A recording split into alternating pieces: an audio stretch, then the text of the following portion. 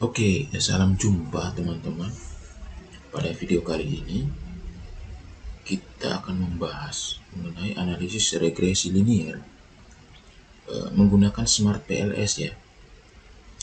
Jadi di Smart PLS versi yang terbaru ya, versi 4, kita sudah bisa melakukan analisis regresi linier ya. Kalau Smart PLS versi sebelumnya itu kita tidak bisa ya melakukan regresi linier ya. Tetapi di Smart PLS yang terbaru ini ya, kita sudah bisa melakukan regresi linier. Oke, jadi saya akan mempraktekkan cara melakukan regresi linier ya, menggunakan Smart PLS. Oke, di sini saya sudah memiliki data seperti ini ya.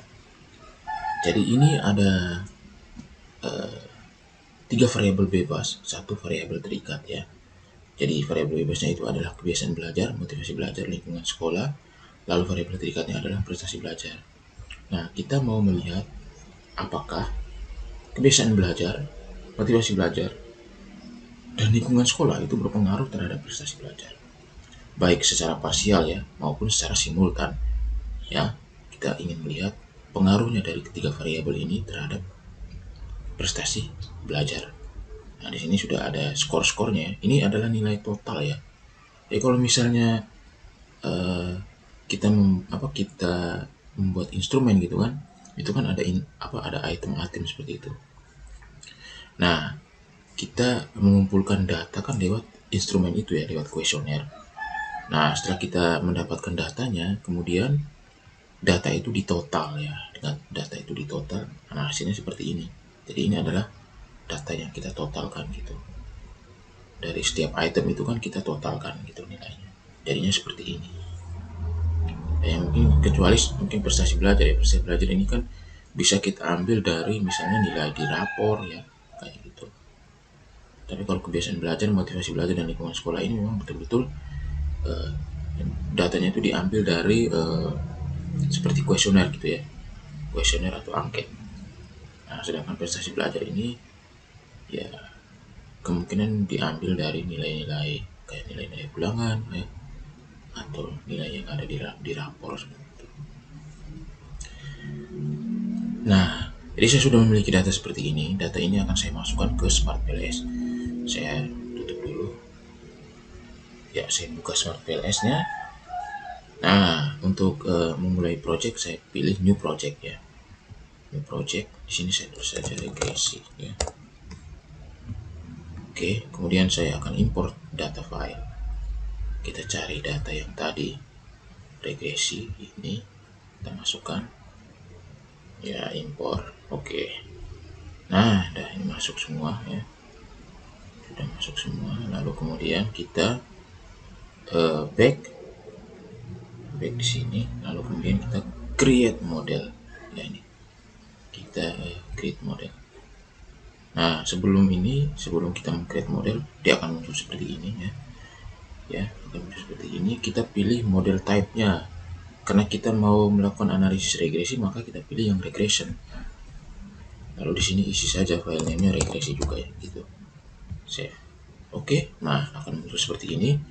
Sekarang kita akan mulai menggambar modelnya ya. Kita akan mulai menggambar modelnya. Nah, pertama-tama ya, saya akan memasukkan variabel dependentnya atau variabel terikatnya terlebih dahulu ya. Nah, variabel terikatnya itu kan adalah prestasi belajar ya. Jadi saya masukkan dulu prestasi belajar di sini. Nah, ini muncul seperti ini. Oke. Kemudian saya akan memasukkan variabel independennya atau variabel bebasnya. Ini saya blok aja semua, lalu saya masukkan. Nah, kita langsung arahkan kursornya ini ke prestasi belajarnya di sini. Nah, ini kita langsung arahkan ke sini. Jadi tidak di luar ya, tapi di dalam sini. Jangan di luar, tapi di dalam sini, di dalam ini. Nah, di sini arahkan langsung ke sini. Lalu kita lepas. Nah, nanti langsung kemudian variabel bebas ini langsung terhubung ya dengan panah ya, terhubung ke prestasi belajar. Ini. Nah, modelnya jadinya seperti ini ya. Nah, ini bisa saya ubah letaknya ya. Letak ini misalnya saya begini. Nah, ini saya ubah letaknya ini. Terus ini juga saya bisa zoom ya, zoom in, zoom out. Ini. Nah, misalnya begini ya. Nah, kita sudah menggambar modelnya seperti ini ya.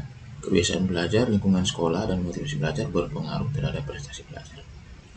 Nah, selanjutnya kita mulai menganalisisnya. Kita pilih calculate, lalu kita pilih regression analysis yang ini. Nah, kemudian kita start calculation. Nah, sudah ya. Nah, kalau di Smart PLS versi yang sebelumnya itu kan kalau kita start calculation itu dia langsung muncul halaman baru gitu kan. Halaman baru misalnya kalau kita start calculation PLS algorithm yang gitu. Nah, setelah kita start calculation dia akan muncul halaman baru. Tetapi yang di Smart PLS versi terbaru ini kita tidak akan menemukan itu ya. Tetapi kita akan menemukan ini report ini ya, report ini.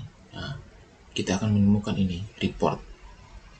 Nah, report ini itu berarti hasil dari kalkulasi kita tadi ya, calculate kita tadi. Nah, itu hasilnya ada di sini, di report ini. Nah, kita bisa membuka report ini dengan cara ini, klik open report ya. Kita klik open report, nah akan muncul hasilnya seperti ini. Nah, kemudian kita mau lihat apa gitu kan. Nah, dari sini, dari hasil-hasil ini kita melihat apa. Nah, kita kan ingin melihat apa namanya, apakah ada pengaruhnya itu kan. Kita ingin melihat, kita ingin menguji hipotesisnya kan. Nah, kita buka saja summary koefisien. Nah, di sini sudah terlihat ya ininya, apa namanya, hasilnya itu ya, hasil apakah variabel bebas ini ada pengaruh atau tidak ya terhadap variabel terikatnya. Di sini kita lihat ya lingkungan sekolah, kebiasaan belajar, dan motivasi belajar. Kita lihat semua variabel bebas ini p-value-nya itu di bawah 0,05. Lalu t hitungnya itu semua di atas 1,96. Sehingga bisa kita katakan bahwa semua variabel bebas ini ya, lingkungan sekolah, kebiasaan belajar, dan motivasi belajar, itu berpengaruh terhadap prestasi belajar ya. Berpengaruh terhadap prestasi belajar ya. Nah, kita juga bisa melihat ini unstandardized coefficient sama standardized coefficient. Misalnya kita lihat unstandardized coefficient aja ya. Nah, unstandardized coefficient ini sama seperti PET coefficient kalau di SEM ya, kalau di SEM. Nah, jadi ini untuk melihat arah hubungan gitu atau arah pengaruh gitu. Nah, ini kalau kita lihat semua nilainya itu kan nilainya positif ya, berarti arah hubungannya itu positif gitu. Sehingga bisa kita katakan bahwa semua variabel bebas ini berpengaruh positif dan signifikan ya terhadap variabel terikatnya atau prestasi belajar gitu ya. Nah, ini. Oke, untuk melihat pengaruh simultannya atau pengaruh secara keseluruhan gitu ya, simultan dari variabel bebas ini terhadap variabel terikatnya, kita bisa melihat summary ANOVA. Di sini kita lihat regressionnya, nilai F-nya ya, F hitungnya, lalu ada p-value-nya. P-value-nya ini kan di bawah dari 0,05 sehingga bisa kita katakan ada pengaruh secara simultan ya. Ya, ada pengaruh secara simultan variabel bebas terhadap variabel terikat. Itu kita juga bisa melihat R square-nya ini. R square-nya itu 66,2%, berarti lebih dari 50% ya pengaruh dari variabel bebas ini terhadap variabel terikat. Sedangkan sisanya sekitar 30-an persen ya. 30 sekian persen itu dipengaruhi oleh faktor-faktor lain atau variabel lain, sehingga bisa kita katakan bahwa ketiga variabel ini memberikan pengaruh yang besar ya terhadap prestasi belajar gitu. Nah, kita juga bisa melihat collinearity statistik, itu nilainya semuanya di bawah 9, bagus ya. Kita juga bisa melihat residual ya, kita bisa melihat Gini plotnya, bisa melihat histogramnya ya, seperti itu. Oke, saya kira seperti ini video saya. Semoga video saya ini bermanfaat untuk teman-teman ya. Terima kasih sudah menyaksikan video ini.